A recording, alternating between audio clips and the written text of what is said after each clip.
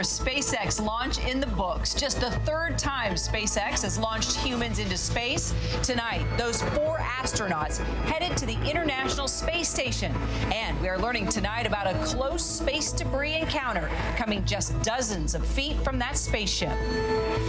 The Johnson & Johnson vaccine decision, regulators clear the way for Americans to start receiving doses of the COVID vaccine once again, but with a warning, what you need to know if you're planning to get that shot. The frantic search overseas tonight for a missing submarine. Rescue crews detect a signal deep within the ocean.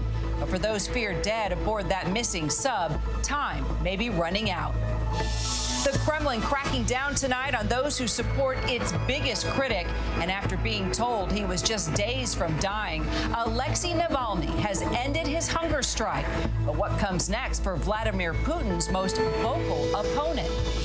Some say it's the most endangered river in America. Our journey deep into Washington state to the Snake River and the fight for the future of the water and those that rely on it. And if the salmon are gone, that's the way we go too.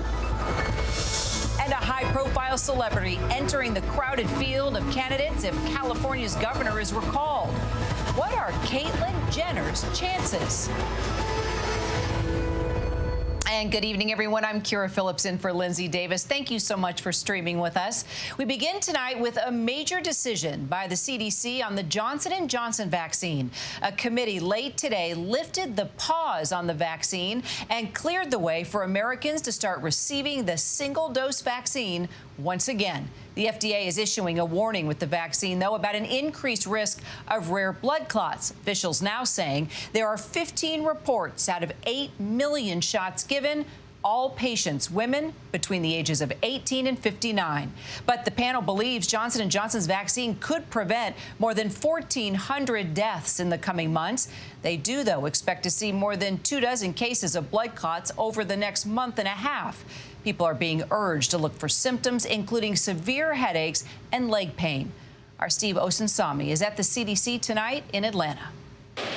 It's a decision tonight that health officials say is in the best interest of public health. The vote is 10 in favor, 4 opposed. A CDC panel recommends that we should remove the hold on using the single-shot Johnson & Johnson vaccine. Anyone 18 years old or older should feel free to get the shot, and they will be warned about the low risk of blood clots. A firm believer that the perfect should never be the enemy of the good. I think the risks and benefits of this vaccine clearly show that we're preventing tremendous disease. Public health authorities put a pause on using the vaccine after 6 women came down with severe blood clots about 2 weeks after getting the shot. Tonight, the CDC shares that there are now 15 of these cases, most of them with severe blood clots near the brain. All of them are women between 18 and 59 years old. 3 of them died, and 7 are still hospitalized. But the experts underline that these are out of 8 million Americans who've gotten the shot with no serious complications. This is a very rare complication, a very rare adverse event. The scientists are sharing this table to explain their thinking. Over the next 6 months, they expect to see about 26 more cases of these rare blood clots out of a universe of 9.8 million Johnson & Johnson vaccinations. But they believe this same vaccine will prevent more than 1,400 deaths and keep more than 2,200 people from getting so sick that they need to be treated in intensive care. They're still warning people who've gotten the shot to call their doctors right away if they feel headaches, abdominal or leg pain, or have trouble breathing. 18-year-old Emma Berkey, for example, from Clark County, Nevada, is fighting for her life tonight. She's been brought out of the coma. She's been taken off the ventilator. A family spokesperson says she had seizures, blood clots, and needed 3 brain surgeries after getting the Johnson & Johnson vaccine. Doctors say it's not clear if the vaccine is responsible, and her family says they still want Americans to go get vaccinated. They're not happy with the Johnson & Johnson vaccine, which is understandable, but they do believe that people should get vaccinated. Many worry it will now be harder to convince many Americans, especially women, to put this vaccine into their arms. I feel safe taking the Pfizer and Moderna, but probably not the Johnson & Johnson. Health officials today considered putting a safety warning on the shot specifically for women under 50, but decided against. They say any blood clots are treatable with the right medicines.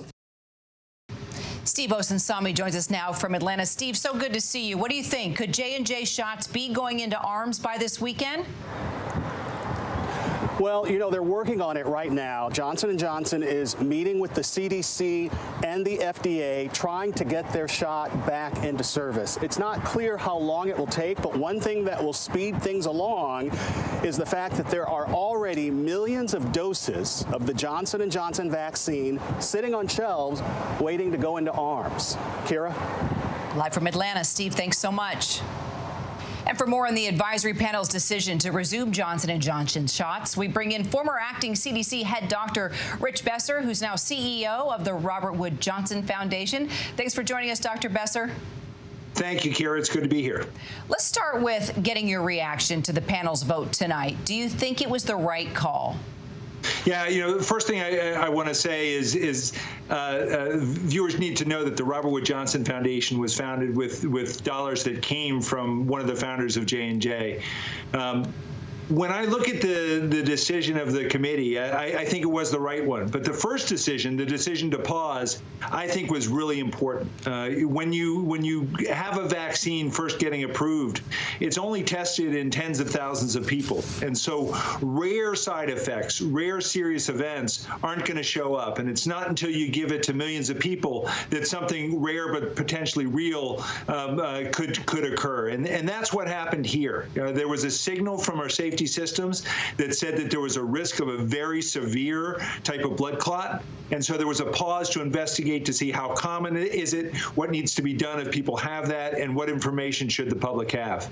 There are a lot of people that I've talked to that are very nervous about this shot and the fact that they had this shot. Is that a valid concern at this moment? Well, for anyone who's had this shot, it's important to recognize that all of these side effects occurred within the first 2 weeks.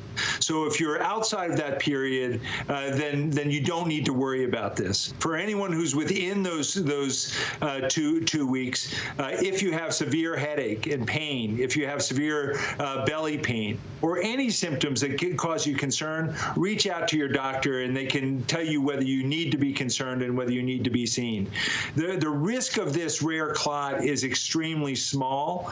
There were 13 cases that have been identified, and each of those individuals, you know, your heart goes out for them because it was a serious reaction.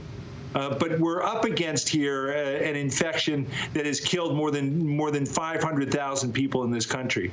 And so having a vaccine that's safe and effective, giving people the information so they can understand what the level of risk is, and letting people know that they have a choice. You know, we are in an incredible situation where just a little over a year after identifying this infectious agent, we have 3 vaccines that are safe and effective. So if you're concerned, if you don't want this vaccine, you do have choices. Now, what about the decision not to provide a specific warning to women under the age of 50? Does that make sense to you? Well, what they're doing is they're putting a warning to everyone. And so in the materials from the FDA for the emergency use authorization, they're going to be updating the forms. The CDC is going to be updating their materials and their website to let people know that there's a risk. It will indicate that these clots have been seen in 13 women who were younger than 50. But the warning is going to be there. That information is going to be there for everyone. Because while the risk is higher in women, the risk is still exceedingly small. And there was a lot of discussion over whether to have a blanket warning for everyone or a specific call out for women. And the concern was that if it was called out specifically for women, that may dissuade women from getting this vaccine or even having the opportunity to consider getting this vaccine. So there seems to be this waning demand for the COVID vaccines, and with some mass vaccination sites reportedly set to close. How concerning is that to you? I'm not concerned. This is what I fully expected. So you had all of this pent-up demand of the majority of people in the country wanting to get vaccinated. There wasn't enough vaccine, long lines, hard to get appointments. And now what we're seeing is the supply is caught up. And it's going to be harder now. You know, we're not going to be seeing the 3 million doses of vaccine being given very often. It's going to take changing the approaches, getting all of the friction out of the system so it's as easy as possible for people to get vaccinated. We're hearing word that more and more vaccines are going to be available in doctors' offices where people people are used to getting vaccinated. And what I expect to see is a slow increase in the percentage of people who are vaccinated rather than these giant leaps that we've been seeing over the past couple months. Finally, in an op-ed this week, you wrote, "Remember the children," and you argue that we can't let our guard down. Can you give a little more context to what you wrote?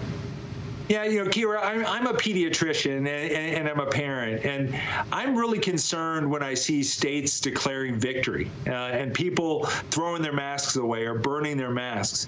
It's wonderful that there are enough vaccines available for every adult in America, but there are no vaccines available for children. And although the risk of hospitalization and death is lower, there have been hundreds of children who've died, and there are thousands who've developed a very unusual inflammatory syndrome that's very serious. So we need to remember that wearing masks, getting vaccinated, taking these steps not only protects ourselves, but it protects children. It also protects other people who may have immune problems where they can't get vaccinated or they're at continued risk. So until there's vaccines for everyone and until the numbers get much lower than they are currently, we're still seeing 50, 60, 70,000 cases of COVID every single day. Until they get much lower, we need to stick with this and remember what we do keeps children safe. Dr. Bester, as always, thanks so much for the conversation. Thank you. It's a real pleasure. Now to the latest developments tonight in the grim search for a missing Indonesian submarine. In a race against time, it's believed the oxygen has now run out within the last few hours. The submarine disappeared during a torpedo drill. 53 people on board. A U.S. Navy plane has now been sent in to help in the search efforts. There are reports now of a possible discovery late today. ABC's Chief Global Affairs correspondent Martha Raddatz with more. Tonight, the Indonesian Navy says one of its ships has detected an object with a strong magnetic force in the search area. But even if it turns out to be the missing submarine, which is far from clear, the chances that the 53 sailors on board survived are all but impossible. The submarine disappeared in the dark waters off the coast of the resort island of Bali more than 72 hours ago, with an oxygen supply that would have been depleted hours ago. The last transmission from the submarine was a request to dive to test fire torpedoes. A wide sheet of oil now marks the area where it began its descent. Not only is the issue running out of oxygen, but if the submarine lost power and it continued its descent, it would not be able to survive. The submarine would likely implode at 800 feet. The ocean bottom in the search area is more than twice that depth, but searchers continue to hunt for the submarine, the U.S. sending a reconnaissance aircraft and offering underwater assets as well. Martha Raddatz joins me now. So, Martha, if the crew is tragically lost, how likely is it that they will be able to recover that sub and find out exactly what happened? Kira, I think it is very likely they will find the submarine. There are all these assets around there looking for it, but it really could take weeks or even months, and it will take much longer than that to eventually bring it to the surface and try to figure out what went wrong. We'll follow the story with you. Martha, thanks so much. Now to California and a high-profile entry into the potential recall race for governor there. Caitlyn Jenner says she's throwing her hat into the ring as a Republican candidate to oppose Democratic Governor Gavin Newsom, who's facing a recall effort from some residents that are pretty unhappy with his running of the state during the pandemic. For more on this, let's bring in ABC's Zoreen Shaw. So, Zoreen, Caitlyn Jenner announcing her plan to run in a press release today. What's her message for taking on Newsom? Yeah, good evening, Kira. She's been flirting with a run for weeks, and this morning she announced that she would jump into the race for governor. Now, if this recall actually moves forward, Caitlyn Jenner would be the highest profile transgender person ever to jump into a race. Now, she's done a lot of advocacy work for the transgender community. She's also been a longtime Republican, but she is branding herself as a social liberal and a fiscal conservative. She says that she has lived in California for the last 50 years, but she says in the last decade, she has seen the state reduced to a single party rule. She says that jobs have tanked. She says taxes have gone up. She jabbed Governor Newsom for dining with lobbyists just a couple of months ago during the pandemic. And she says in the next couple of weeks, she is going to be meeting with Californians across the state. So, Zorine, let's face it, Jenner does not have any political experience. She has a lot of name recognition, though, and celebrity. So what do you think? What's the word there? What are people saying? Is that enough for folks to take this campaign seriously? Yeah, no political experience. But look, she is married into one of the most famous families in the country. She married into the Kardashian family, and she's also famous just by herself. A few decades ago, she became an Olympic gold medalist, a huge name in this country. And look, this is not the first celebrity to jump into a political race. You have Arnold Schwarzenegger, who had no political experience before he jumped in the race for governor in 2003 against then Governor Gray Davis. And then, of course, you have Ronald Reagan, who was an actor. He jumped into the race for California governor. He won, and then he went on to become U.S. president in the early 80s. So Jenner is not the first celebrity to jump in a political race, and certainly not the last. Well, it's definitely going to be interesting for all of us to watch, for sure. Now, this recall effort, it's not a done deal yet. So explain where things stand right now, and how is Gavin Newsom responding to all of this, Zorine? Yeah, so recall organizers say that they have 2.2 million signatures. They only need about 1.5, but they're at an 80% verification rate right now. The last count, they had almost the amount that they needed. Gavin Newsom, I just spoke to him a couple of weeks ago. He says that this recall is an assault on California values. He encourages the state to stay united. And just a few minutes ago, I got a response from his spokesperson who says, "We always knew the Republican recall would bring out a ridiculous collection of Trump-supporting candidates, which only reinforces how much Californians appreciate Governor Newsom's competent, compassionate, experienced leadership during an unprecedented series of crises." Now, look, if Newsom were to be recalled, if this recall election were to happen today, it's really unlikely that he would actually lose. Every poll so far shows that he wouldn't. This state is far bluer than it was in 2003. His poll numbers are far higher than Gray Davis's were during the same time as well. Political experts say that his biggest threat is if a prominent Democrat were to jump in the race. Kira? Well, we'll definitely be watching, that's for sure. Zorine Shaw, thanks so much. And we're tracking severe storms tonight as more than 50 million Americans from Texas to the Carolinas are at risk for severe weather from now through Saturday. ABC's Rob Marciano joining us with the latest. Hey, Rob. Hi, Kira. The pretty sprawling system we've got going on, really covering much of the southern half of the United States, and we have multiple severe weather watches up, tornado watches, severe weather watches from Oklahoma through Dallas, in through much of Louisiana until at least 9 o'clock local time tonight. So we're going to have big hail with this, big winds, and of course tornadoes. And not only that, but as this system moves from west to east along I-10, we're going to have heavy rain with these storms. So flash flooding through Baton Rouge, New Orleans, and Mobile in the morning, and then getting through Georgia and the Carolinas tomorrow about midday. We're still going to have a pretty good threat for seeing damaging winds, scattered hail, and maybe a tornado or two. And then it lifts through the mid-Atlantic, D.C., Philly tomorrow night, and then into New York and Hartford by Sunday morning. Heavy rain and wind as this thing wraps up its journey across the U.S. A beautiful evening here in Norwalk, Connecticut, but it won't be quite this nice. Here comes Sunday morning. Kira? Rob Marciano, thanks so much. Well, right now, 4 astronauts from different parts of the globe are just hours away from docking at the International Space Station inside a recycled rocket, ushering in a new era in human space exploration. ABC's Gio Benitez was there for the launch.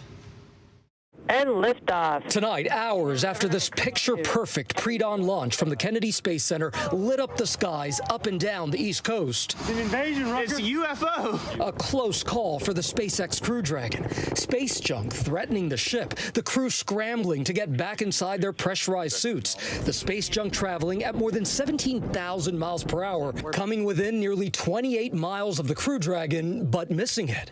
Before the scare, the astronauts giving a live tour. And this is what we get to see coming up on Madagascar. Megan MacArthur sitting in that same pilot seat her astronaut husband Bob Behnken sat in just last year on the same spaceship.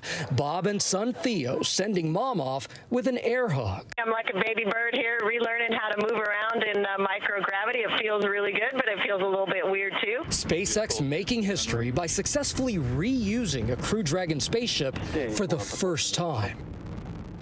And Gio Benitez now joining us live from the Kennedy Space Center. Gio, definitely both of our favorite places in the world, right there at NASA, no doubt. The astronauts, what kind of research do they plan on doing?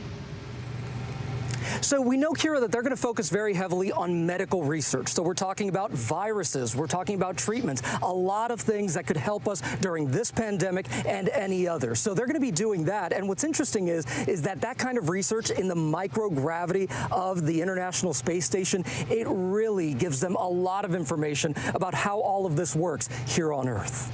Well, let's stay here on Earth and talk about up in the skies and the space debris that created a bit of a close call. Put it into perspective. The astronauts weren't really in danger, right?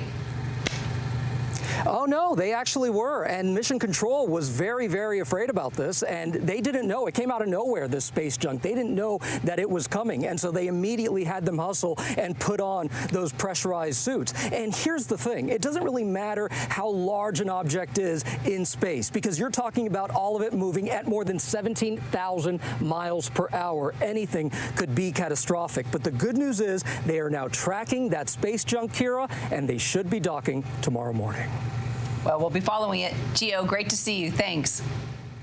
And when we come back, the blast felt for miles after a family sets off 80 pounds of explosives for a gender reveal party. What police are saying about that tonight. Putin's fiercest critic with a major announcement about his hunger strike. But up next, President Biden on Wednesday set to give a speech to Congress. But has he kept his campaign promises?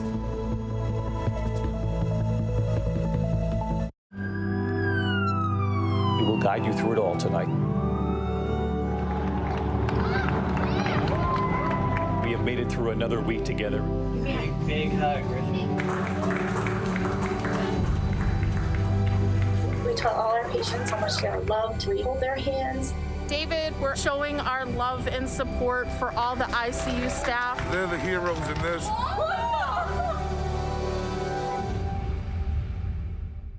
Now, when it matters most, the straightforward facts. ABC News is America's #1 news. Good Morning America, #1 in the morning, 9 years running. World News Tonight with David Muir, #1 in the evening with America's most watched newscast. 2020, the #1 news magazine on Friday nights. The View, the #1 daytime talk show. And ABC News Live, #1 in streaming news. ABC News is America's #1 news. The world may feel out of your control, but your happiness doesn't have to be. Learn the secrets to happiness. Listen to the 10% Happier podcast, free on Apple Podcasts. ABC News honored winner for the second straight year with the Edward R. Murrow Award for Overall Excellence in Television. ABC News, America's #1 news source. This is GMA3, what you need to know. GMA3. A third hour of Good Morning America in the afternoon. It's all about you. Lunchtime on ABC. The reality is our country can collapse from within. You see the white power movement on the march. Klansmen and neo-Nazis, skinheads, it's meant to incite war. From the KKK to Oklahoma City to Charlottesville, the new documentary event special. We just need to start talking about race. Homegrown Hate, the war among us. This is a real wake-up call. Streaming now on ABC News Live. Friday nights, 9/8 Central. True crime, cinematic, real-life drama, stunning, the unthinkable. Follow the clues, The Hunt, True Crime, 2020. Friday nights, 9/8 Central on ABC.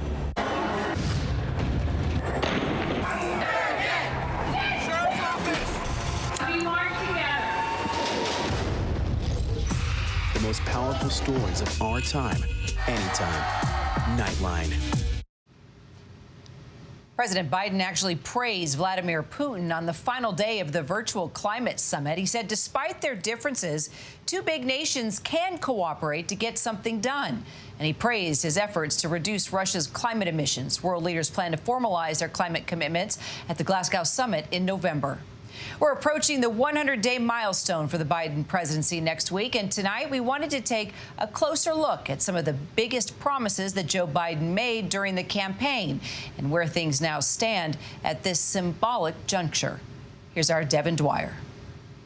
I, Joseph Robinette Biden Jr., do solemnly swear. The 46th presidency began in the most extraordinary of circumstances. On the heels of a deadly riot at the pinnacle of democracy, in the midst of a global pandemic that's claimed more than 500,000 American lives. And as voters, Republicans and Democrats remain bitterly divided. This is our historic moment of crisis and challenge, and unity is the path forward. For a country weary of crisis mode, many say Biden has given them reason to hope. The progress we've made on vaccinating this country is a great American story. 150 million vaccine shots in arms in 75 days. $1,400 stimulus checks in the mail or already delivered. A military transgender ban lifted. Construction of the border wall put on hold. A return to global alliances sealed on day one. The message I want the world to hear today: America is back. America is back. And on day 85, a somber decision to end America's longest war. War in Afghanistan was never meant to be a multi-generational undertaking. It's time for American troops to come home. As promised, Biden's presidency has been heavy on empathy. My heart goes out to all the family members who lost someone in those horrific shootings. But so far, it's been light on bipartisanship. Yesterday, Republicans tried to pass serious proposals. Democrats rejected every single one of them. Biden didn't get a single Republican vote on his COVID relief bill and is yet to meet with GOP leader Mitch McConnell. The times we live in make it very difficult for the parties to work together. But the person who's best positioned to do it is the President of the United States, because he has the bully pulpit. He's really not included Republicans or their ideas. And so I don't give him high marks. Overall. ABC News has been tracking dozens of Biden's biggest campaign promises that were endorsed by a record number of voters in November. Many have been checked off, but most remain works in progress. Plans for new gun controls, LGBT equality, voting rights, police reform, and legal status for Dreamers have all been passed in the Democratic-controlled House. But all face a potential graveyard in the 50-50 Senate without compromise. I believe that when you build consensus, you build permanency in policy. I think when you look at younger voters, millennial voters, who have become the largest voting bloc in America and will continue to age into that system, they care about climate. They care about results. Climate, infrastructure, healthcare, immigration. Do you think all of those are dead in the water if the filibuster stands? I think they are. If we can't get any Republicans on board for impeachment after the insurrection, Republicans are not going to be on board. In fact, they're staking their claim on challenging him. We should be pushing forward, but it is Biden who is holding that up. On infrastructure, President Biden faces division within his own party over an ambitious $2 trillion plan. Even if you have the vision that the Biden administration has put forward, it's just not enough. While on gun control, he's taken only limited steps on his own, failing to deliver a promised bill to Congress on his first day. Today, we're taking steps to confront not just the gun crisis, but what is actually a public health crisis. Gun violence in this country is an epidemic, and it's an international embarrassment. Unexpected crises have added pressure on the new president. We begin with breaking news in the Atlanta, Georgia area. At least 8 people killed in 3 separate shootings. Mass shootings rocking more American communities, provocations by Iran and North Korea raising fears of a clash. It is the first strike ordered by President Biden, and make no mistake, this was a retaliatory strike. And a historic surge of young migrants across the southern border, creating a humanitarian emergency. If dealing with the border crisis wasn't in your 100-day plan, then you read the room wrong. The reality is we knew that we were inheriting that crisis. And if you didn't handle it well, folks were going to, like the Republicans, taking advantage of the message. For every president, an endless list of challenges colliding with sky-high public expectations. So far, most Americans think Joe Biden is doing a good job. If you had to give a letter grade, what would you give? I'd give him an A minus. Why the minus? What's disappointed you? I think that there needs to be better communication to the American people on what the plan is to deal with what's happening on the southwest border. What grade would you give him? I'm going to give him a B, because I feel like, again, the big crisis that he had to deal with right at the outset was the coronavirus. If you had to give him a letter grade so far, from your point of view? C+. His overarching goal was to bring unity to this country. He's not done that. The grading will continue for at least 3 more years. I think I know as much about the subject matter and have as firmly held positions and capacity to understand how the system works as anybody who's been president, at least in the last 50 years. A promise to deliver on the biggest promises of his campaign as Biden's political honeymoon in the White House nears an end. That famous expression of Harry Truman, the buck stops here. For ABC News, I'm Devin Dwyer in Washington. And still ahead here on Prime, Ghislaine Maxwell, close friend of Jeffrey Epstein, in a courtroom today for allegedly recruiting underage girls. We'll explain what happened. Ronnie from the program The Jersey Shore facing new legal challenges, what he's now been accused of doing. And after this week's guilty verdict in the Chauvin trial, we take a look at what people think of police reform by the numbers. But first, our post of the day. Tiger Woods giving us a glimpse of what his latest comeback looks like.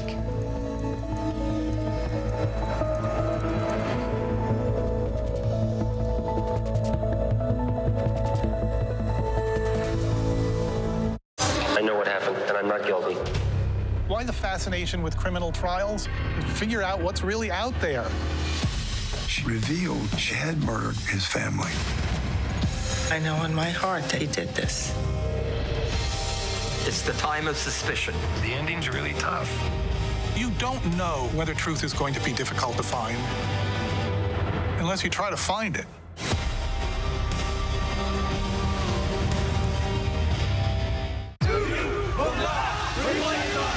The reality is our country can collapse from within. You see the white power movement on the march. Klansmen and neo-Nazis, skinheads, it's meant to incite war. From the KKK to Oklahoma City to Charlottesville, the new documentary event special. We just need to start talking about race. Homegrown hate, the war among us. This is a real wake-up call. Streaming now on ABC News Live. Admit it. These days, what you need to know seems to change just about every day. What is it that you really want to know, need to know? To help you not just get through your day, but to make the most of it. Feel smarter. Feel better. Feel happier. Well, how about a third hour of Good Morning America in the afternoon? GMA 3, what you need to know. Lunchtime at 1 Eastern, 12 Central and Pacific on ABC. It's all about you.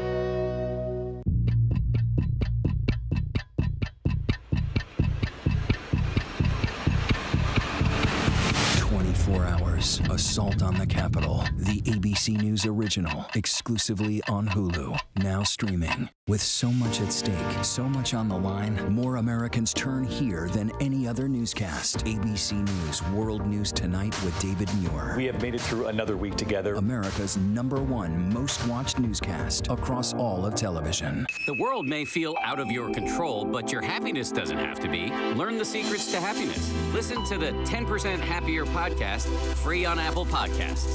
Robin Roberts, George Stephanopoulos, Michael Strahan. Wake up with America's #1 most watched morning show. ABC's Good Morning America. ABC News honored winner for the second straight year with the Edward R. Murrow Award for Overall Excellence in Television. ABC News, America's #1 news source. This week, a Minneapolis jury convicted former officer Derek Chauvin of murder. Now, with growing calls for police reform, we take a look at what Americans think of policing by the numbers. 63% say that black people and other minorities do not receive equal treatment as whites in the criminal justice system, according to a new ABC News Washington Post poll. That's a drop from when it peaked at 69% shortly after George Floyd's death, but it's still the second highest we've seen in polls dating back to 1988. 55% of Americans say they are, quote, not so confident or not at all confident that police are adequately trained to avoid using excessive force. 60% of Americans say the country should do more to hold police accountable for the mistreatment of black people. And 42%, a plurality overall, say President Joe Biden is doing too little to try to reform police practices. And yet, while many police reforms platforms are popular, only 18% of Americans now support the so-called defund the police movement. That's according to a USA Today Ipsos poll released last month. And we still have a ton to get to here on Prime. It's called the most endangered river in America. We'll take you there and show you the efforts to save it, and why the Coast Guard spotting this gray whale is more special than one might assume.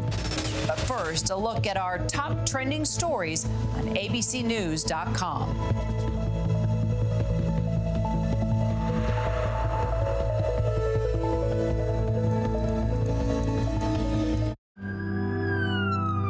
We will guide you through it all tonight. We have made it through another week together. Big hug, Griffin. We tell all our patients how much they're loved. We hold their hands. David, we're showing our love and support for all the ICU staff. They're the heroes in this.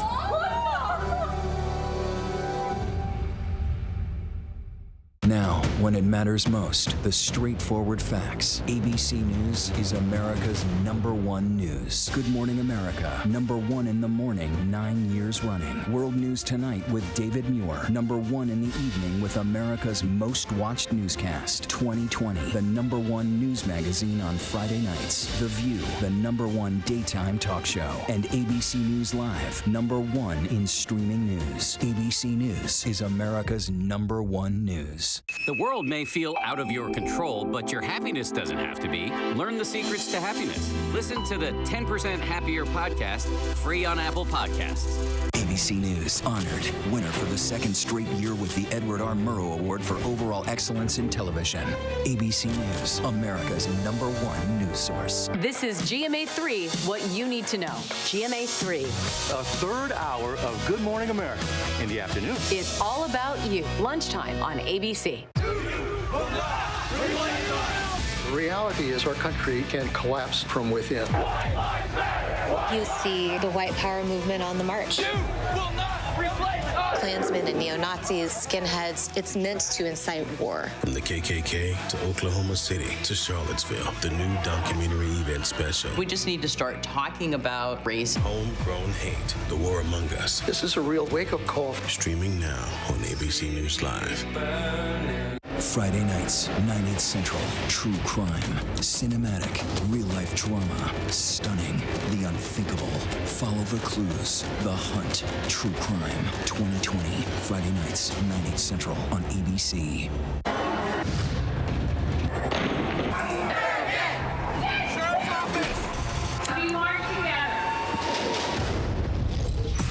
The most powerful stories of our time, anytime.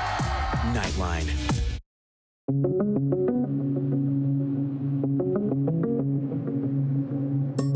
A CDC advisory panel has voted to recommend restarting vaccinations with the Johnson & Johnson COVID shot. I do think that there's plenty of people who are interested in the J&J vaccine, if just for convenience, as well as for a single dose option. But the CDC is also updating its data, which finds that there have been 15 cases of patients developing blood clots out of the nearly 8 million Johnson & Johnson vaccine doses being delivered. Initially, the agency had found 6 cases of women who had developed blood clots. One of them had died.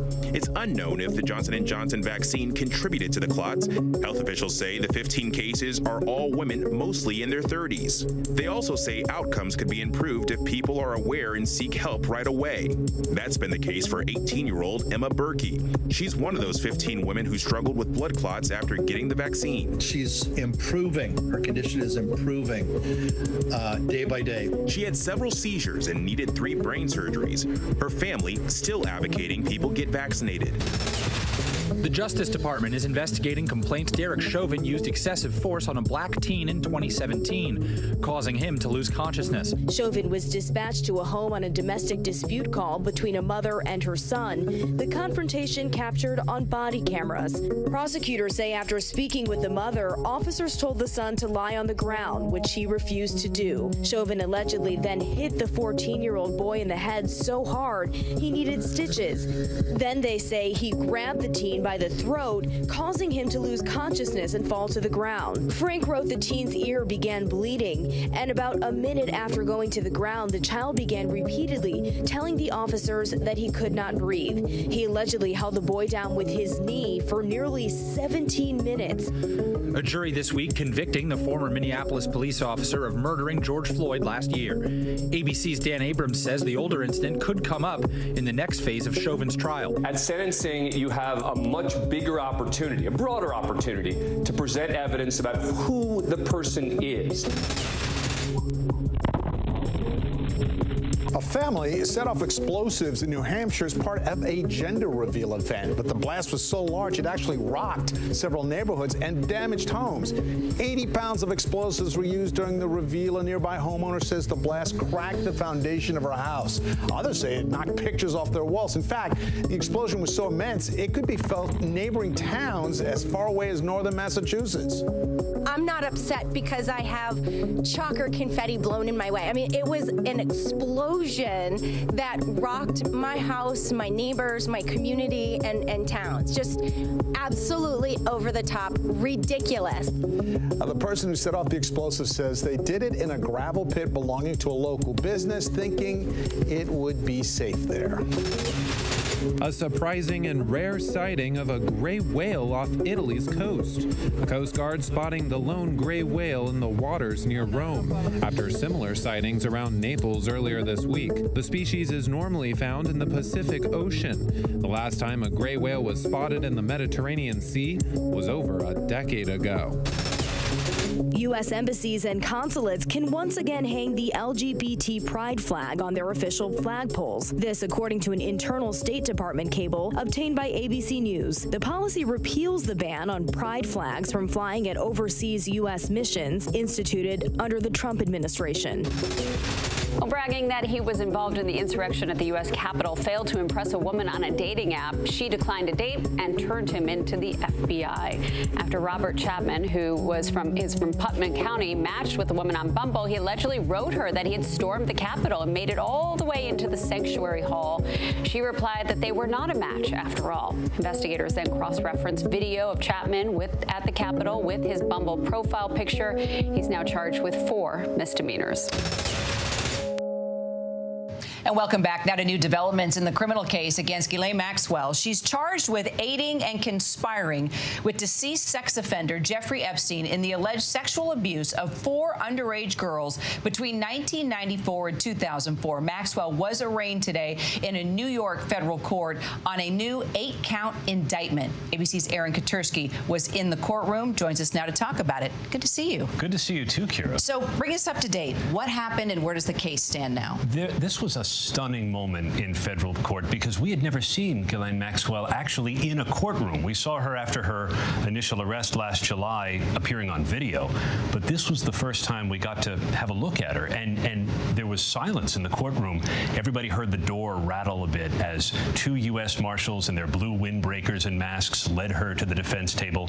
She was shackled at the ankles, and we've all seen those pictures of Ghislaine Maxwell with her dark hair, rather glamorous looking in the company of the rich and famous, and here she cut a much less glamorous figure in her drab blue jail smock, her navy trousers, and her hair is now kind of falling at her shoulders, graying at the roots. She looks frail in her arms, which are sagging, and she was a fitness buff.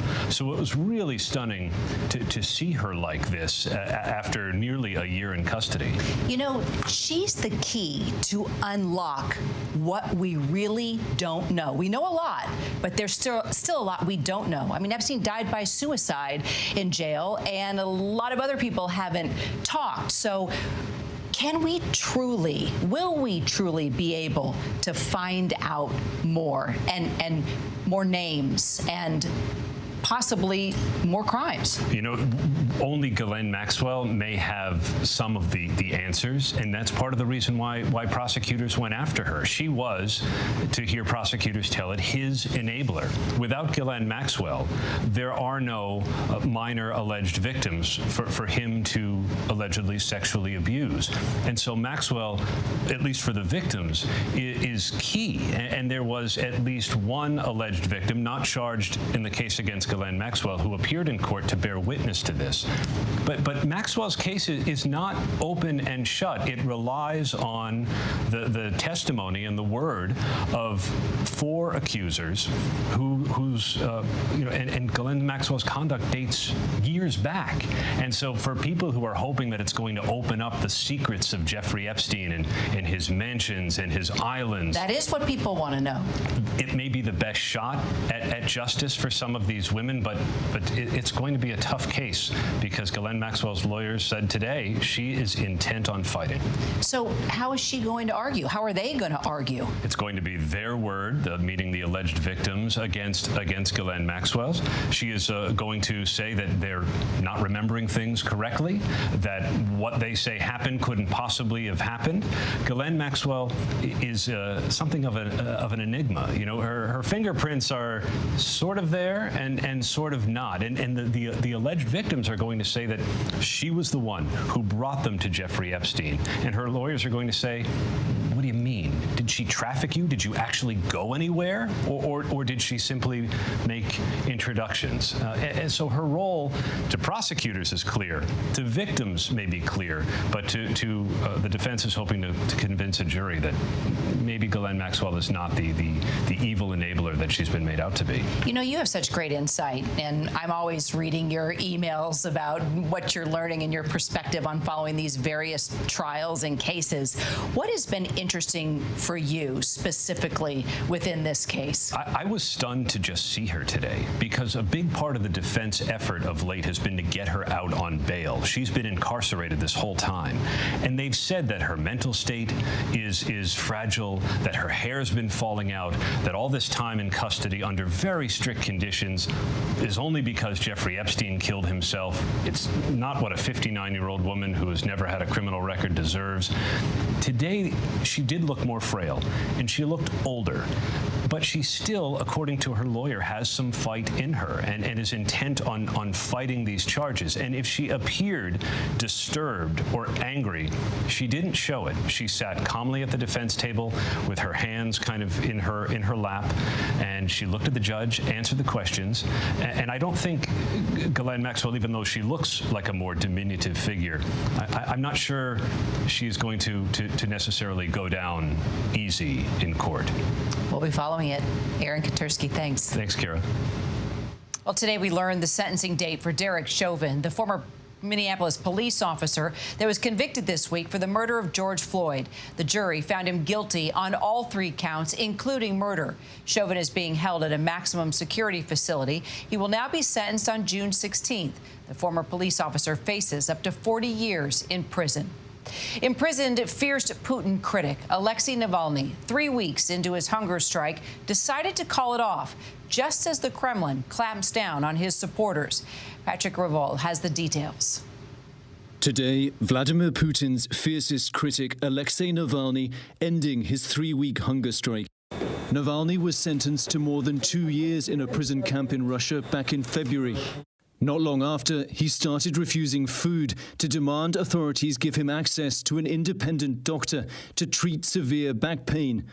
But now he's stopping the strike, heeding warnings from his doctors that if he continues, he could die within days. Just months after Navalny survived a nerve agent poisoning, this week there were fears the world might be watching him die again.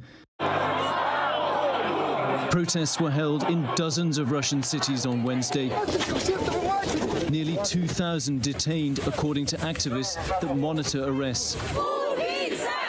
People responding to a call from Navalny's team to come out in defiance of threats from authorities of arrest. We can't not be there today because the Kremlin regime is killing a human being. They're killing him slowly, painfully, and in front of the whole world to see. Vladimir Karamurza understands better than most what Navalny's going through. The pro-democracy activist has survived being poisoned twice. It took me more than a year after both poisonings to recover, and I was not in prison. I mean, Russian prison is not the best place for the most healthy person, let alone for somebody who just a few months ago survived poisoning by a chemical agent. The Kremlin is now moving to outlaw Navalny's organizations entirely, putting them in the same category as terrorist groups. Anyone participating or even publicly voicing support for Navalny could face long prison sentences. In the past 2 months, the Biden administration has sanctioned Russia for a slew of alleged bad actions, including Navalny's poisoning. But far from backing down, Russia has only escalated tensions, massing troops near Ukraine, the biggest buildup since its 2014 invasion. The moves sparked a war scare. Russia's buildup left Ukraine and Western countries wondering if it was genuine preparations for an attack or if Putin was just posturing. Yesterday, though, Russia announced it was pulling back, ordering the troops to return to base. A sign that for now, the threat of a new conflict seems to have passed. Patrick Reevell for ABC News. Now to the American actress who opened up this morning on Good Morning America about her mental illness. Our Kaylee Hartung reports. I'm willing to take that risk. Actress Annalynne McCord is opening up about her mental health struggles. In an exclusive interview with GMA, she's revealing her battle with dissociative identity disorder, what's formerly known as multiple personality disorder. I wanted to die for so much of my life. I didn't want to be here. And now I wake up every day and I say, thank you, I'm alive again. McCord, who played the manipulative teen Eden in Nip Tuck. Oh, I thought we could keep this our little secret. Says it was on the set of the hit reboot of 90210, in the aftermath of her character Naomi being raped, that she began to recognize she needed help. My whole body just went into panic mode, as if I was living out my life on camera, and these moments were coming to light through my work. I didn't understand anything about the mind or the brain at the time. I just was trying to do my job and I couldn't, and it was very scary. But you learned how to get control. I did. I found the way out. But that would take time. Through treatment for post-traumatic stress, McCord worked to unlock the pain she felt, but didn't understand. When the memories started to come in, I just started saying, no, this did not happen. McCord says she's the victim of past sexual abuse. It had put into a bubble all of the dangerous, toxic, harmful memories, locked it away. Experts say the disorder is most often the result of overwhelming childhood trauma. Trauma can impact people in a variety of ways, and particularly those who experience sexual abuse or neglect or physical abuse in youth. As a complicated way of coping with the trauma, they've identified these alters in their personality who take on a variety of personas or personalities. Memory gaps to block out the trauma are a common symptom. How do you describe that feeling of those memories flooding back in? It's so destabilizing. My whole life means something different now. Approximately 2% of the population is experiencing the disorder, but doctors say because it's a complicated and challenging diagnosis, there are likely more people suffering from the condition formerly known as multiple personality disorder, a term McCord takes issue with. It is not that you don't have multiple personalities, you have fragments of yourself. There's Annalynne, who you're talking to right now, right? And then there's the part of me that this trauma happened to that's still, if you can imagine it, trapped in Pandora's box. And I just opened Pandora's box. The 33-year-old says she's now unafraid and ready to fight the stigma. I wanted my quality of life to get better, and that's why I stepped into this healing process. You want to do more than just survive. Yes, I want to thrive. And our thanks again to Kaylee. Now to the battle over the Snake River in the Pacific Northwest and 4 federal dams that have changed its course. An environmental advocacy group calling it the most endangered river in the country. The salmon population fighting for survival, along with farmers to fishermen to native people to energy providers. And on top of all that, the environment teetering in the balance. Our Kana Whitworth reports. Tonight, an urgent report from a conservation group naming the 10 most endangered rivers in the U.S., with the Snake River topping the list. Environmental advocates arguing a system of dams along the lower part of the Pacific Northwest waterway is decimating the salmon population. They've never been closer to extinction than they are today. We've got to remove the 4 dams on the lower Snake River. Fishing generates more than $5 billion annually in the region, supporting more than 36,000 jobs. When people don't come to fish, then the cash registers aren't ringing, and that's had a pretty big economic impact. But the dams are at the center of a decades-long debate in 4 states. The Snake River running more than 1,000 miles, starting in Wyoming through Idaho and Oregon. It then enters Washington, where it winds through 5 million acres of farmland. This river is the lifeblood of this region. The calm water allows for 10% of the nation's wheat exports to be transported by barge, a system viewed by farmers as environmentally friendly and cost-effective. By your estimation, if those dams were breached, your profits wouldn't be cut in half. They would be almost gone. There's a very slim margin of profits in wheat. And so, yes, it would be impossible to continue to be able to produce.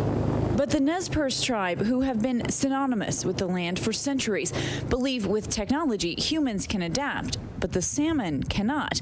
And without them, their way of life and their culture would disappear. And if the salmon are gone, that's the way we go too. Our thanks to Kana. Before we go tonight, the image of the day. You know the saying, you don't see this every day. Well, how about no one has seen this in the Mediterranean waters for more than a decade? The Coast Guard spotted a rare gray whale off Italy's coast after similar sightings were reported near Naples earlier this week. This species is usually in the Pacific Ocean. Well, that's our show for this hour. I'm Kira Phillips in for Lindsay Davis tonight. Stay tuned to ABC News Live for more context and analysis of the day's top stories. Thanks for streaming with us.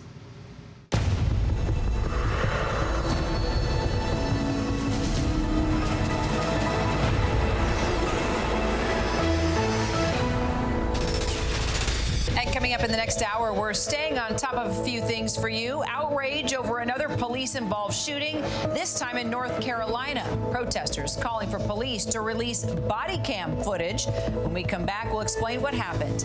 And it's Oscars weekend. Who could be the big winners and losers? How is the movie industry even faring after a challenging year? Stay with us.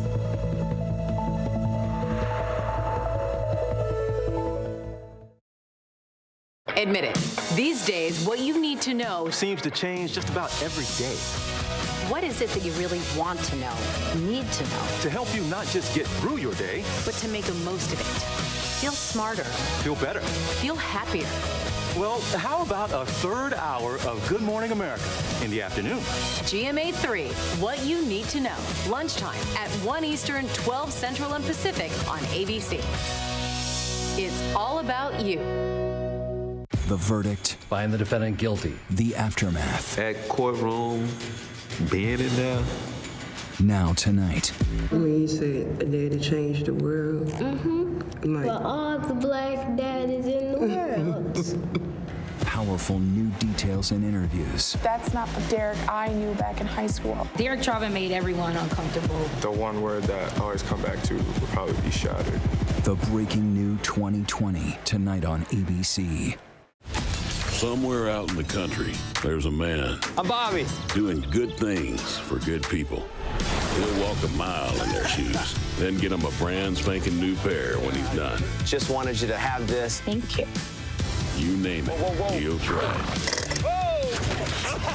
Even if it breaks him. Bobby Bones, they're trying to break you. Oh, great. Breaking Bobby Bones. New series Monday, May 31st at 10 on National Geographic. I know what happened, and I'm not guilty. Why the fascination with criminal trials?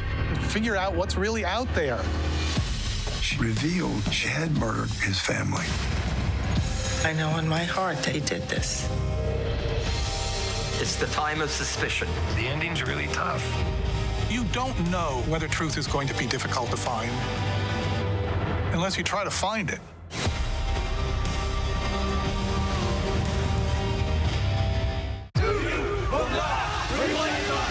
The reality is our country can collapse from within. White lives matter. You see the white power movement on the march. You will not replace us! Klansmen and neo-Nazis, skinheads, it's meant to incite war. From the KKK to Oklahoma City to Charlottesville, the new documentary event special. We just need to start talking about race. Homegrown hate, the war among us. This is a real wake-up call. Streaming now on ABC News Live.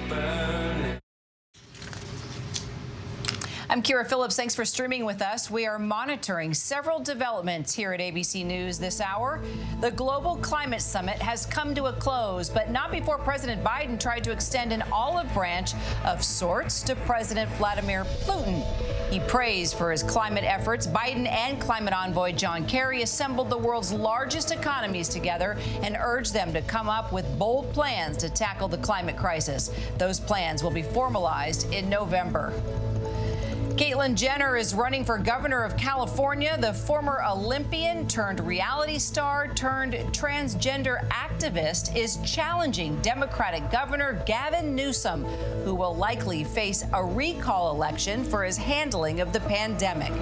And it was a close call in space after the spectacular SpaceX launch from the Kennedy Space Center. Apparently, the crew in space was forced to scramble to get back inside their pressurized suits after space junk hurtled within 100 feet of the crew. Fortunately, it just missed them. SpaceX made history by successfully reusing a Crew Dragon spaceship for the first time. One of the astronauts sat in the same seat as her husband, who took that flight up last year. Now to the decision late today by the CDC to pave the way for Americans to start receiving the single-dose Johnson & Johnson vaccine again. That move, though, comes with a warning. Our Steve Osunsami is at the CDC headquarters in Atlanta with the story. It's a decision tonight that health officials say is in the best interest of public health. The vote is 10 in favor, 4 opposed. A CDC panel recommends that we should remove the hold on using the single-shot Johnson & Johnson vaccine. Anyone 18 years old or older should feel free to get the shot, and they will be warned about the low risk of blood clots. A firm believer that the perfect should never be the enemy of the good. I think the risks and benefits of this vaccine clearly show that we're preventing tremendous disease. Public health authorities put a pause on using the vaccine after 6 women came down with severe blood clots about 2 weeks after getting the shot. Tonight, the CDC shares that there are now 15 of these cases, most of them with severe blood clots near the brain. All of them are women between 18 and 59 years old. 3 of them died, and 7 are still hospitalized. But the experts underline that these are out of 8 million Americans who've gotten the shot with no serious complications. This is a very rare complication, a very rare adverse event. The scientists are sharing this table to explain their thinking. Over the next 6 months, they expect to see about 26 more cases of these rare blood clots out of a universe of 9.8 million Johnson & Johnson vaccinations. But they believe this same vaccine will prevent more than 1,400 deaths and keep more than 2,200 people from getting so sick that they need to be treated in intensive care. They're still warning people who've gotten the shot to call their doctors right away if they feel headaches, abdominal or leg pain, or have trouble breathing. 18-year-old Emma Berkey, for example, from Clark County, Nevada, is fighting for her life tonight. She's been brought out of the coma. She's been taken off the ventilator. A family spokesperson says she had seizures, blood clots, and needed 3 brain surgeries after getting the Johnson & Johnson vaccine. Doctors say it's not clear if the vaccine is responsible, and her family says they still want Americans to go get vaccinated. They're not happy with the Johnson & Johnson vaccine, which is understandable, but they do believe that people should get vaccinated. Many worry it will now be harder to convince many Americans, especially women, to put this vaccine into their arms. I feel safe taking the Pfizer and Moderna, but probably not the Johnson & Johnson. Health officials today considered putting a safety warning on the shot specifically for women under 50, but decided against. They say any blood clots are treatable with the right medicines. Steve Osunsami, thanks so much. Tonight, 3 deputies have resigned and 7 more are on paid leave following the shooting of Andrew Brown in North Carolina. Brown was shot and killed by police while they were trying to execute a warrant on Wednesday. Protesters are calling on local officials now to release body cam footage of the deadly encounter. Our Rena Roy reports. The call calls for transparency growing louder in Elizabeth City, North Carolina, where police say a deputy shot and killed 42-year-old Andrew Brown Jr. Wednesday. Based on the witnesses that said that he was not armed and he was fleeing, that is unlawful. Protesters demanding body camera footage be released of the deadly incident, which unfolded at Brown's rental home when authorities say officers tried carrying out an arrest warrant for felony drug charges. Our deputies attempted to serve the arrest warrant. They fired the shots. They've been put on administrative leave until we know all the facts. According to a witness, Brown was trying to drive away when officers fired the shots. He was nonviolent. Anybody that knew him would tell you that. He didn't even carry a gun. He was driving away. Officials say officers from other agencies were brought in because Brown has resisted arrest in the past. Mr. Brown was a convicted felon with a history of resisting arrest. Our training and our policies indicate under such circumstances there is a high risk of danger. An investigation now underway into the officer's actions. If evidence shows that any of my deputies violated the law or policies, they will be held accountable. People are hurt, man. Regardless to what went on, people are hurt.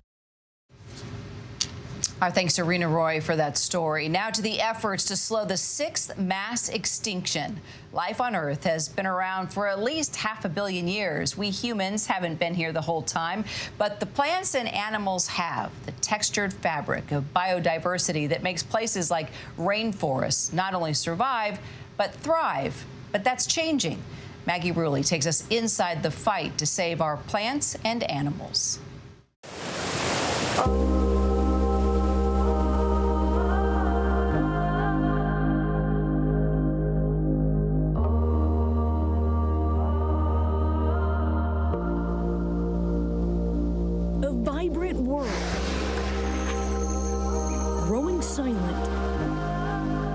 Our planet suffers from the worst global biodiversity loss that we've ever seen. It's just a big call to Earth and to humanity everywhere that we actually need to do something about it now. We're not on a sustainable pathway, and we're certainly on a pathway that is going to undermine the health and well-being of our children. Species populations have declined 68% on average since 1970. In Latin America and the Caribbean, that number jumps to 94%. Those staggering numbers released in the World Wildlife Fund's most recent Living Planet report, warning the evidence is unequivocal. Nature is being changed and destroyed by us at a rate unprecedented in history. I think it was the understanding that the extinction rates that are ongoing right now are so much higher than we thought they were. That's phenomenal. 1 million species of plants and animals at risk of extinction. We're actually eating away at the basic functions that support human life on Earth, and that's really alarming. Many scientists say we're at the beginning of the 6th mass extinction. When you get rates of extinction that high, you begin to get into a mass extinction, and we haven't seen this in the history of keeping records. And this 6th mass extinction is not being caused by some asteroid. Most scientists say it's us. From the clothes we wear to the cars we drive, the trees we cut down to the fossil fuels we've used, the food we consume to the houses we build, the vacations we take to some of the face scrubs we buy. But we can also play a big role in helping animal populations come back. From buying products that support sustainable agriculture in rainforests or sustainable seafood from our oceans. When it comes to global biodiversity, you don't have to look far. Sometimes you can make a difference even in your own backyard. According to the World Wildlife Fund, the United Kingdom is one of the most nature-depleted countries in the world, with 1 in 7 species facing extinction and more than half in decline. Home of the Industrial Revolution, the UK has spent the last 200 years or so altering its landscape, building cities, draining wetlands, and turning forests into farmland. Isabella Tree and her husband, Charles Burrell, inherited the Nez estate from his family. They've been farming on its 3,500 acres for generations. But she says despite working at it for nearly 2 decades, they couldn't get the old wetlands to produce enough food to make a profit.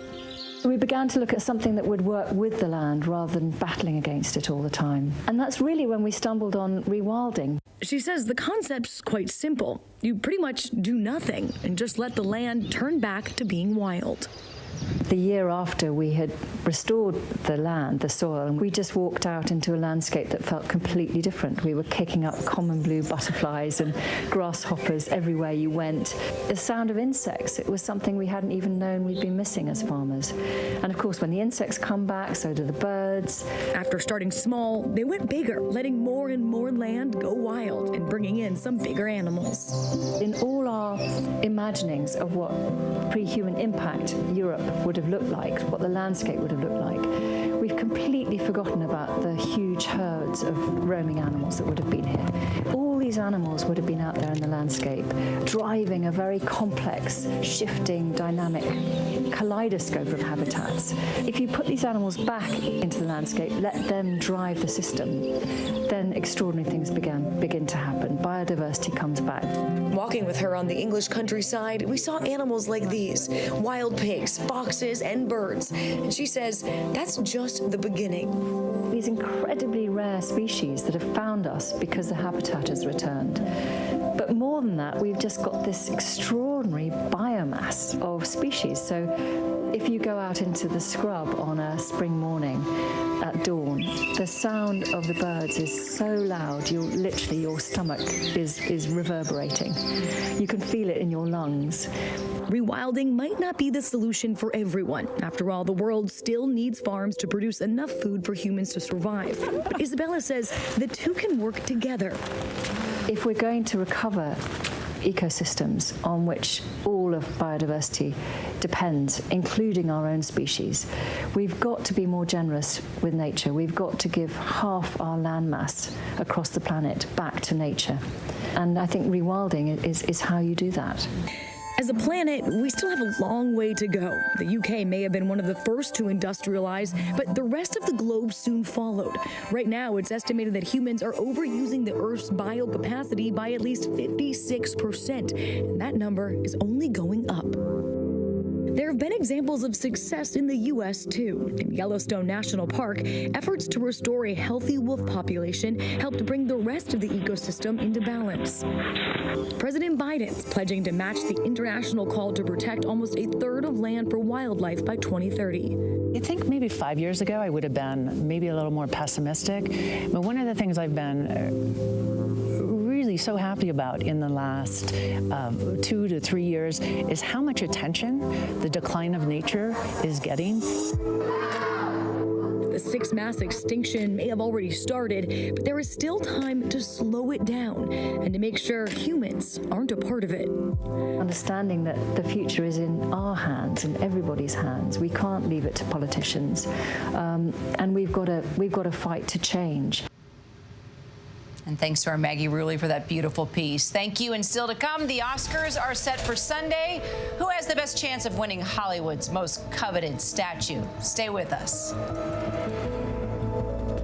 With so much at stake, so much on the line, more Americans turn here than any other newscast. ABC News World News Tonight with David Muir. We have made it through another week together. America's #1 most watched newscast across all of television. Admit it, these days, what you need to know seems to change just about every day. What is it that you really want to know, need to know? To help you not just get through your day, but to make the most of it. Feel smarter. Feel better. Feel happier. Well, how about a third hour of Good Morning America in the afternoon? GMA 3, what you need to know. Lunchtime at 1 Eastern, 12 Central and Pacific on ABC. It's all about you.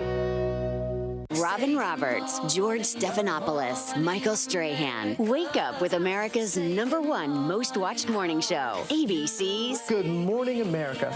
The world may feel out of your control, but your happiness doesn't have to be. Learn the secrets to happiness. Listen to the 10% Happier podcast, free on Apple Podcasts. ABC News honored winner for the second straight year with the Edward R. Murrow Award for Overall Excellence in Television.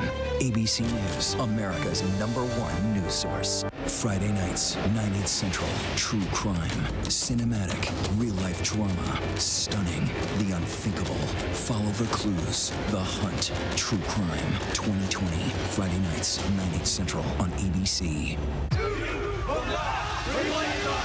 The reality is our country can collapse from within. You see the white power movement on the march. Klansmen and neo-Nazis, skinheads, it's meant to incite war. From the KKK to Oklahoma City to Charlottesville, the new documentary event special. We just need to start talking about race. Homegrown Hate, the war among us. This is a real wake-up call. Streaming now on ABC News Live. Now, when it matters most, the straightforward facts. ABC News is America's #1 news. Good Morning America, #1 in the morning, 9 years running. World News Tonight with David Muir, #1 in the evening with America's most watched newscast. 2020, the #1 news magazine on Friday nights. The View, the #1 daytime talk show. And ABC News Live, #1 in streaming news. ABC News is America's #1 news. Well, we are tracking several international headlines at this hour. Imprisoned Russian opposition leader Alexei Navalny calling off his hunger strike the day after his doctors warned him it could kill him. His strike lasted 24 days and demanded for medical care for his leg and back. He's now been seen by 2 non-prison doctors. He thanked his supporters in Russia and around the world. Anti-terror investigators have taken over that inquiry into the killing of 4 police employees by a colleague at police headquarters in Paris. A motive still unclear to why the stabbing rampage even happened, but investigators say new information now justifies a terror probe. And there is fear tonight that oxygen may run out in that missing submarine. The U.S. Navy has sent a plane in to help in that search. The Indonesian vessel disappeared during a torpedo drill with 53 people on board. Well, millennials and their careers, or as they like to refer to it as YOLO, you only live once. This pandemic is definitely causing a lot to rethink their profession and the idea of a 9-to-5 job. But before you say YOLO and make a quick decision you may regret, you might want to think it through. Rebecca Jarvis reports. By many measures of success, Brett Williams was thriving, achieving what he thought was his dream, becoming a partner at a major law firm. I was very comfortable salary-wise. We were doing well. But when the pandemic hit, he had a realization. I was at home working from my kitchen counter 10 hours a day and really miserable. And so that's kind of when the dream started to fall apart. This led to a total recalibration of his time. So after saving money during the pandemic, Brett quit his high-powered job. It's something the New York Times has dubbed the YOLO, you only live once, economy. Millennials emboldened by the realities of the pandemic, choosing to take a risk or pursue a passion project rather than keep traditional 9-to-5s. These are people who are hungry for something new. This last year has shown us that the world is very unpredictable, that jobs are hard, they're hard to do from home, and that maybe things might be easier if you were running your own company or doing something that you really love doing. Brett decided to join a smaller law firm as employee number 3. Really thought I was taking a leap of faith, but boy, it was amazing. But before you take the risk, employment experts suggest a few things to consider. Have an emergency fund. Everything is going to cost more than you expect, and it's going to take longer to launch or to get traction than you were probably expecting. Be prepared to build a new network.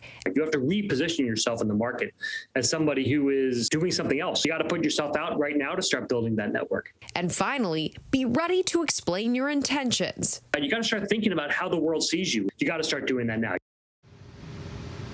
And thanks to our Rebecca Jarvis.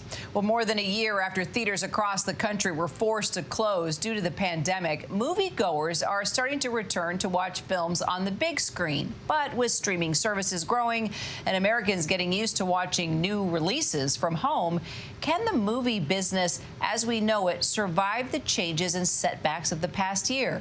ABC's Marcy Gonzalez with more. It is the real-life drama of a fight for survival, not playing out in theaters, but about them. The coronavirus pandemic packing a financial punch to movie theaters across the country. with ticket sales down 80% in 2020 compared to the year before. At least one chain, Pacific Theaters, saying it's been hit so hard, all of its locations will stay shuttered. But as other theaters start to reopen at limited capacity nationwide, many wonder if this is the start of a comeback story for this American pastime. I think it remains to be seen whether or not people will start piling into movie theaters the way that we used to before. Streaming services are playing a leading role in the battle over film audiences. Multiple studios opted to release movies on digital platforms rather than theaters during the height of the pandemic, and it largely paid off with audiences and recognition. After a change in the Academy Awards rules this year, Netflix is going into the upcoming Oscars with 35 nominations, more than any other studio, and Amazon Studios racked up a notable 12 nods. How do you put the genie back in the bottle when this whole thing is over? I think there is an appetite for Hollywood to find a solution where streamers and the theaters can coexist. Possible solutions are already being tested. Warner Brothers is now releasing all of its 2021 movies on HBO Max the same day they open in theaters. And it's giving reason for optimism. Box office sales for one of those dually released films, Godzilla vs. Kong, exceeding expectations and giving a boost to AMC's stock as moviegoers slowly make their way back. The whole atmosphere, the whole feel of being at the movies, I don't think you can beat that. Marcy Gonzalez, ABC News, Los Angeles. Marcy, thanks so much. Well, as you know, the 93rd Annual Academy Awards ceremony takes place on Sunday, and it's a time when Hollywood crowns the best films and performances of the past year. So let's get a preview from ABC News contributor and Sirius XM host Mike Muse. Mike, so great to see you again. Hey, it's so great to see you, Kara. Great to be in conversation with you. Well, I'll tell you what, if you don't mind, let's just back up for a moment, okay, and go back to 2015 and the Oscars at that time when all of the acting nominees, as you remember, in major categories were white. Lily white. It's been 6 years now since the Academy pledged to diversify. So what do you think? Has it? It actually has. I just want to shout out my good friend April Rain for creating that campaign, Oscars So White. What we saw was, and really what we're seeing this year, is a result of what took place in response to that. The Oscars changed the system from within.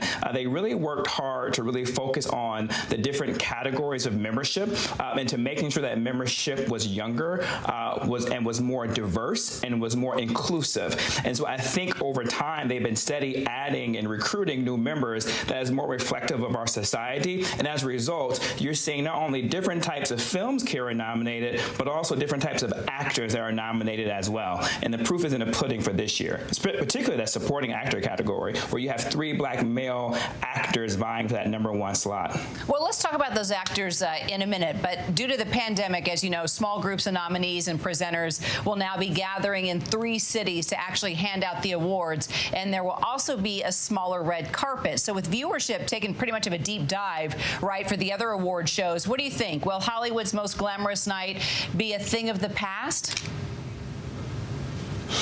No, I don't think so. I think this year is just an outlier. You know, obviously, I think you're going to see a decrease in viewership as well as the other award shows. But what's interesting about this one is I don't think a lot of people have had the chance to see the films.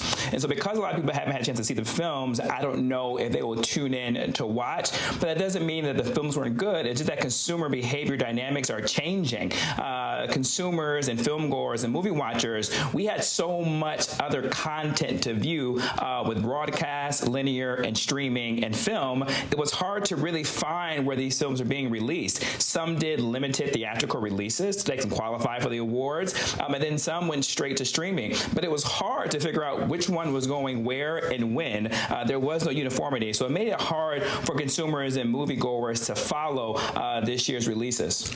Well, let's talk about that. Let's follow up on that. You know, with regard to the nominated movies, right, with most of the theaters closed due to the pandemic and the changes you saw, many studios opted to postpone their major releases, as you mentioned, last year until later this year or even next year. So have audiences really seen, Mike, what could be called the best films of the season?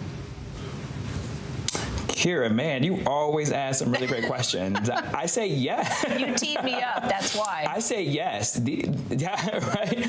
These films are fantastic. And I think, Kira, due to the pandemic, due to the fact that we are at home, you saw more viewers able to see different types of films. Usually for theatrical releases, it's very limited to how many movies a theater can show per day and per screen. And also, too, studios began to cherry pick on what they think is the best films to release during certain time periods. But with the streaming option, it allowed for new audiences to see different films while we were sitting at home that would otherwise the movie studios might not have promoted that well, and or the audience and film goers might have self-selected at the movie theaters. So because of these streaming platforms, it allowed a new space, a new opportunity, and really more diverse storytelling and diverse types of films. Okay, well, let's get down to it. The award shows leading up to the Oscars have honored a variety of films and performances so far. So tell us who you think the frontrunners are in the top categories and any surprises maybe we should watch out for. Yeah, well, let's just start with what everyone is going to be waiting for is the best film category. What I love about the best film category is that, to me, it's truly reflective of the social constructs that we're seeing in America, from race to class to disabilities. We've never seen disabilities really at the forefront as a main character and as a lead narrative of a story, and that's, of course, The Sound of Metal, which was fantastic. We see Nomadland really talking about the invisible workforce of the nomads across the country, and I got to be honest with you, Kira, I didn't know anything about that culture and that movement and that class of people until I watched Nomadland. And then you have Minari. What a talented group of actors who really express so much empathy in the story of this Korean multi-generational family having to deal with maintaining their own culture while also too trying to live in this rural community of Arkansas. And then, of course, Judas and the Messiah and the trial of the Chicago 7. What we saw, Kira, is the Black Panther Party put into a different perspective. The Black Panther Party has always been viewed and skewed within the media as this negative, bad people. But with these two movies in conversation with each other showed the breadth of the Black Panther Party, showed the scope and the Constitution, and what was a fundamental cause and heartbeat of the organization. Now, with that being said, and of course I can't say anything without saying A Promising Young Woman, really taking vigilantes to a whole different level in the backdrop of the Me Too movement, with women owning their bodies, owning their identity, and owning their ability to say yes and or no. But I really think this is Nomadland's year. Although I'm rooting for Judas and the Black Messiah, I do believe Nomad will take it home because the Academy has signaled they love Chloe Zhao. She is nominated for Best Editor, Best Director. She has a nomination for Best Screenplay. And then with Best Film, I think this is going to be her night as well as Nomadland's night. Well, I'm with you. With regard to race, culture, diversity, these are the movies to watch. But I have to throw in a fun one. We haven't seen it yet. I can't wait for Top Gun 2. Come on, Mike. That's the military in me. That is like, you know, flying the F-18s, the old Tomcat. I can't wait for Top Gun 2. And what a great July 4th release. Hopefully they release it on July 4th. And of course, we need Tom Cruise to host the premiere. That would be fun. Exactly. All right, we are naming this Oscars So Colorful, okay? No more Oscars So White. I like that. You like it? All right, there you go. I love that. We'll put our names on it. But then the next year, we have to do Oscars So Patriotic. Okay. All right, I like it. Well, I'm wearing red. I just need a little white and blue. We're ready to go. Mike, it was so great seeing you. That's awesome. Always a pleasure, Kira. All right. And before the Oscars even begin, be sure to tune into ABC News for live special red carpet coverage. Oscars Countdown Live starts at 1:30 p.m. Eastern on ABC News Live. And you can watch the 93rd Annual Academy Awards this Sunday in the evening right here on ABC. And finally tonight, you might think of a marriage proposal as just getting down on one knee, saying something mushy and loving, and then revealing a beautiful ring. Oh, no. That is so 2020.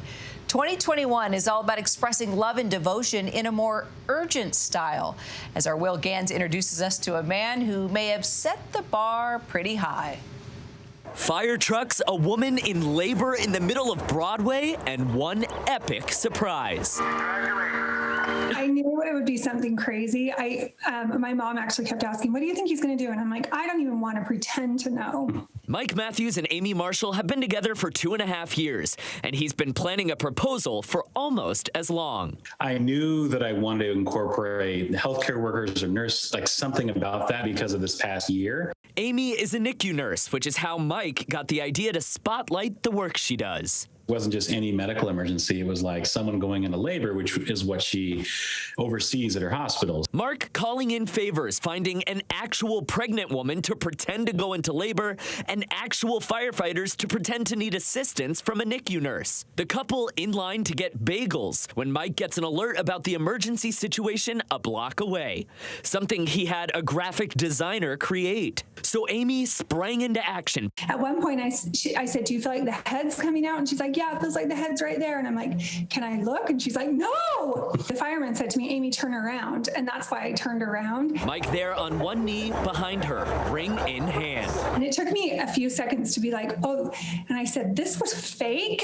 Amy throwing her gloves at the fireman, laughing. The moment going from heart stopping to heart warming. I said, sorry. I'm sorry about all this. Will you marry me? Yeah. And she said yes. The couple sharing a kiss, the fire truck horns blaring, and the crowd clapping to celebrate. Mike, you know this is absolutely crazy, right? I think so. Now that her heart rate has come down a bit, Amy says she wouldn't change a thing. Ooh, good job, Mike. Thank you. It's very pretty. Will always brings us a fabulous story. That's our show for tonight. Stay tuned to ABC News Live for more context and analysis of the day's top stories. I'm Kira Phillips in for Lindsay Davis. Thanks so much for streaming with us.